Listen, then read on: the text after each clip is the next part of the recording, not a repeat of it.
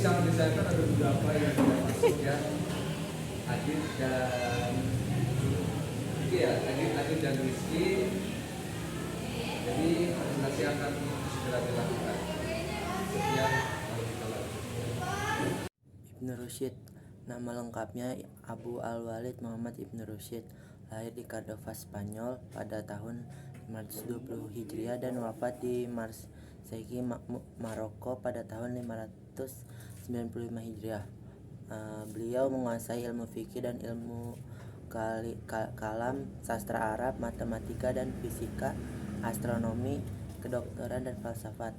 Karya-karya beliau antara lain kitab Bidayat al-Mutajid, kitab yang membahas tentang fikih, Khaliyat fi Alti, buku tentang kedokteran yang dijadikan pegangan bagi para mahasiswa kedokteran di Eropa. Fil Bain al-Hikmat Wil Asyariat. Ibnu Rusyid berpendapat antara filsafat dan agama Islam tidak bertentangan dikala Islam menganjurkan para pemeluknya untuk mempelajari ilmu filsafat.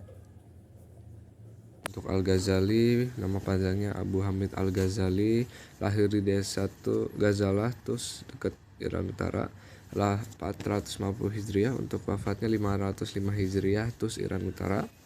Pernah belajar secara zuhud, pernah belajar di madrasah Imam Al-Juwaim, dan saat sakit dia beruzlah, nggak lama tasawuf selama 10 tahun di beberapa tempat, yaitu Damaskus, Yerusalem, Mekah, Madinah, dan Tus. Adapun jasa-jasa yang pernah dia lakukan yaitu memimpin madrasah Nazamiyah di Baghdad dan sekaligus menjadi guru besara, membangun madrasah untuk calon fikih, dan membuat buku sebanyak 288 buah tentang tasawuf, teologi, filsafat, logika, dan fikih.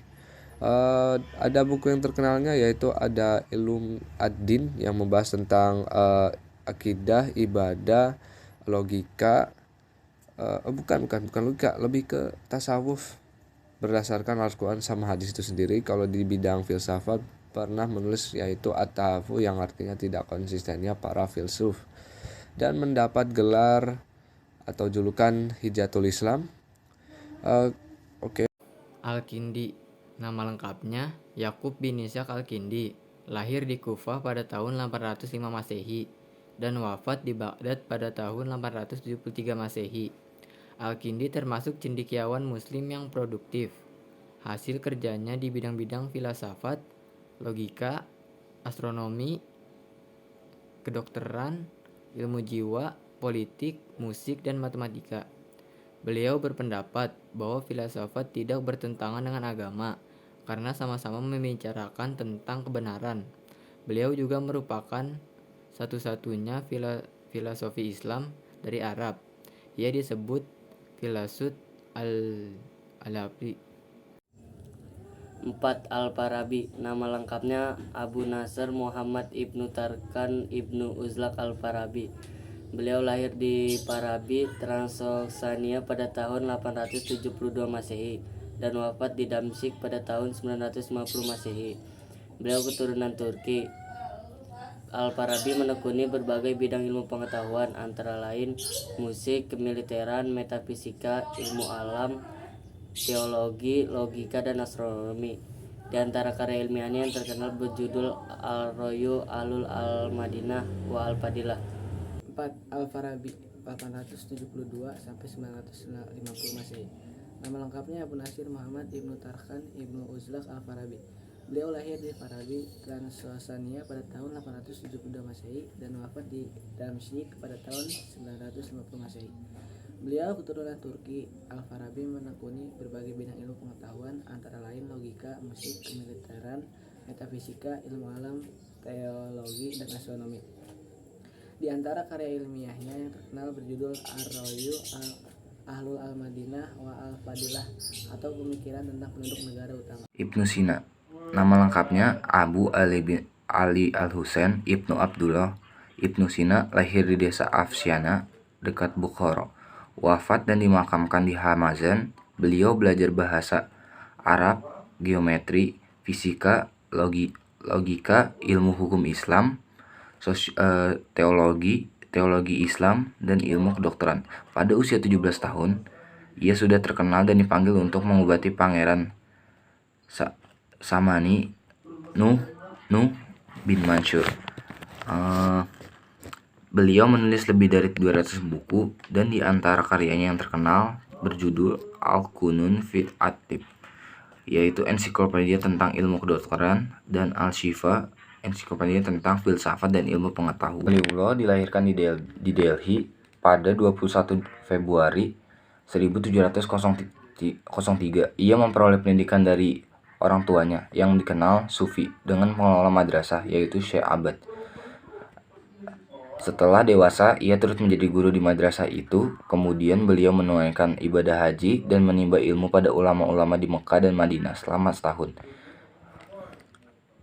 Karya yang paling terkenal beliau adalah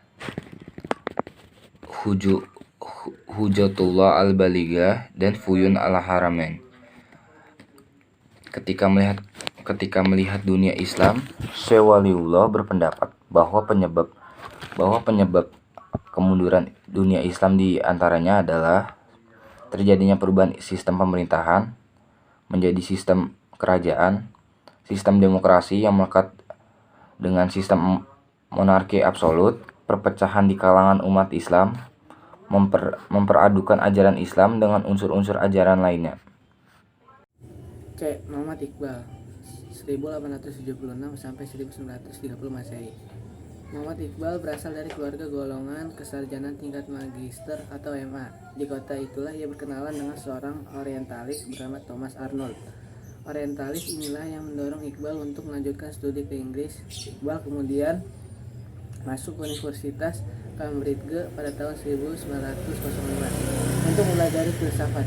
Dua tahun kemudian Iqbal pindah ke Munich, Jerman. Di Jerman nilai Iqbal memperoleh gelar doktor atau PhD. Dalam bidang tasawuf, tesis doktoral Iqbal berjudul The Development of Metaphysics in Persia atau Perkembangan Metafisika di Persia. Pada tahun 1908, Iqbal kembali ke Lahore dan menekuni profesi sebagai pengacara dan dosen filsafat. Ia menulis buku The Reconstruction of Religious Thought in Islam. Buku ini merupakan kumpulan dari ceramah-ceramah Iqbal di Universitas India. Pada tahun 1930, Iqbal dipilih menjadi Presiden Liga Musliman. Ia pernah menghadiri konferensi Islam yang dilakukan di Yerusalem. Pada tahun 1933, ia diundang ke Afghanistan untuk membicarakan pembentukan Universitas Kabul. Berbeda dengan pembaru-pembaru lain, Muhammad Iqbal adalah penyair dan filosof. Pemikiran Iqbal mengenai kemunduran dan kemajuan umat Islam mempunyai pengaruh pada gerakan pembaruan dalam Islam. Pemikiran-pemikirannya antara lain sebagai berikut.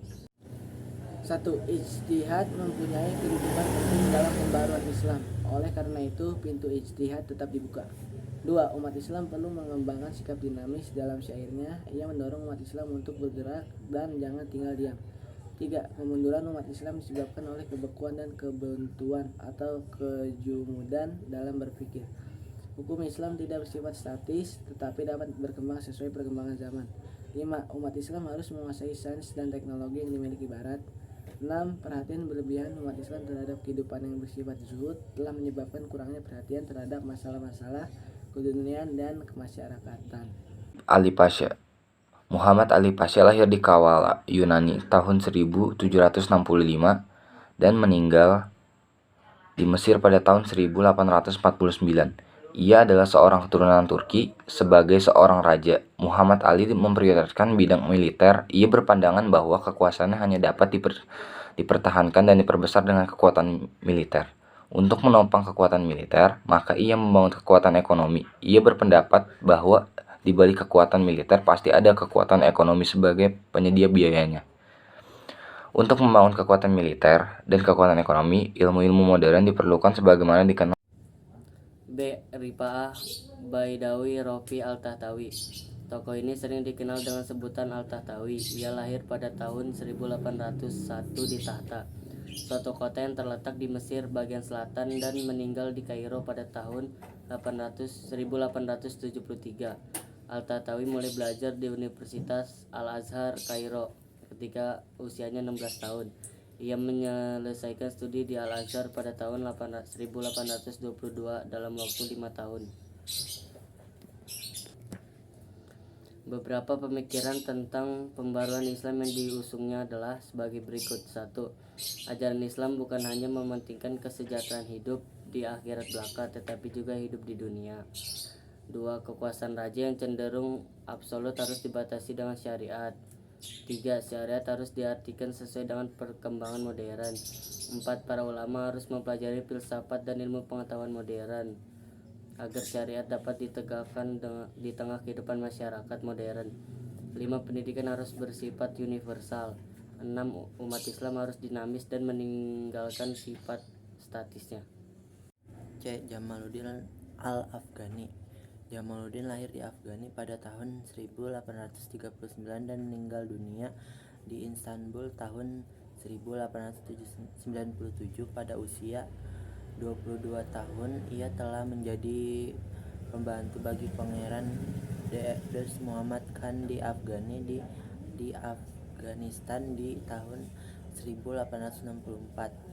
Ini menjadi penasehat Sir Al Khan beberapa tahun, kemudian diangkat oleh Muhammad Azam Khan menjadi Perdana Menteri. Pada saat ini menjadi Perdana Menteri, penguasa Inggris telah memulai mencampuri soal politik dalam negeri Al-Afghani. Ketika pendekaan terjadi di Afghanistan, maka Al-Afghani memiliki untuk melawan golongan yang disokong oleh Inggris. Dalam penolakan ini pihak Afghani kalah, maka ia merasa lebih aman meninggalkan tanah tempat kelahirannya dan akhirnya menempuh perjalanan ke Mesir. Beberapa pemikiran Afghanistan tentang pembaruan Islam adalah sebagai berikut. Yang pertama, kemunduran umat Islam tidak disebabkan karena Islam.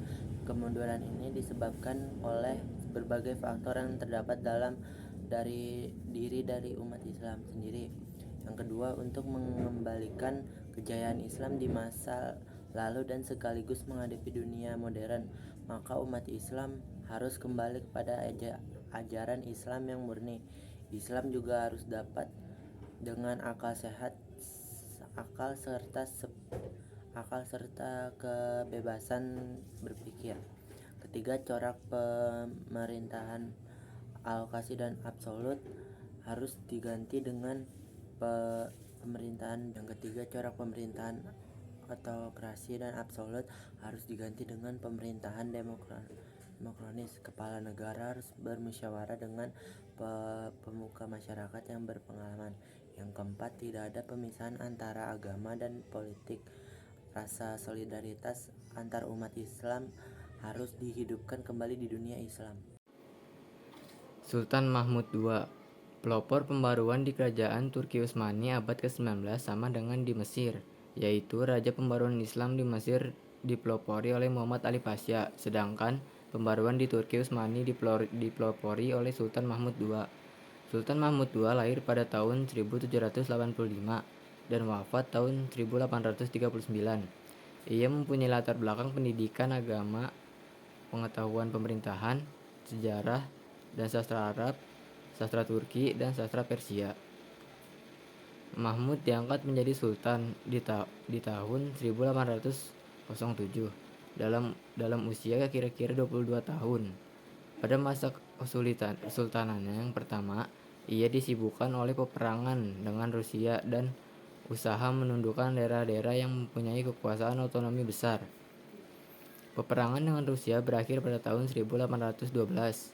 Ia juga berhasil memperkecil otonomi daerah, kecuali kekuasaan Muhammad Ali Pasha di Mesir, satu daerah otonomi lain di Eropa. Setelah Sultan Mahmud II berkuasa, maka pusat pemerintahan kerajaan Turki Utsmani bertambah kuat. Ia akhirnya berpendapat bahwa tiba waktunya untuk memulai usaha-usaha pembaruan yang telah lama dicita-citakannya.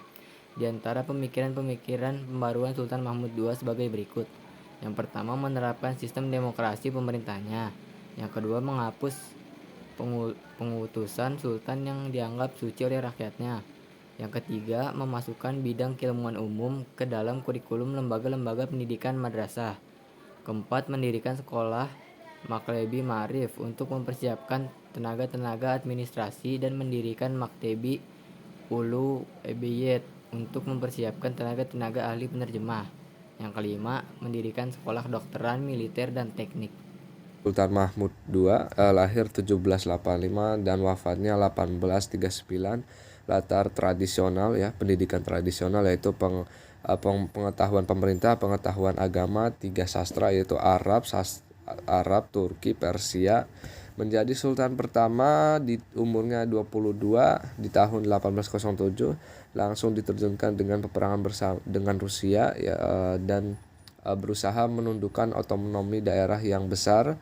Berakhir perangnya dengan Rusia tahun 1812 dan berhasil mengecilkan otonomi daerah Muhammad Ali Pasha di Mesir dan otonomi daerah di Eropa. Memiliki beberapa pemikiran dengan usaha-usaha dan cita-citanya, yaitu menerapkan sistem demokrasi di pemerintahannya, menghapus pengkultusan sultan yang dianggap suci oleh rakyatnya, membangun sekolah kedokteran, militer, dan teknik, dan membangun sekolah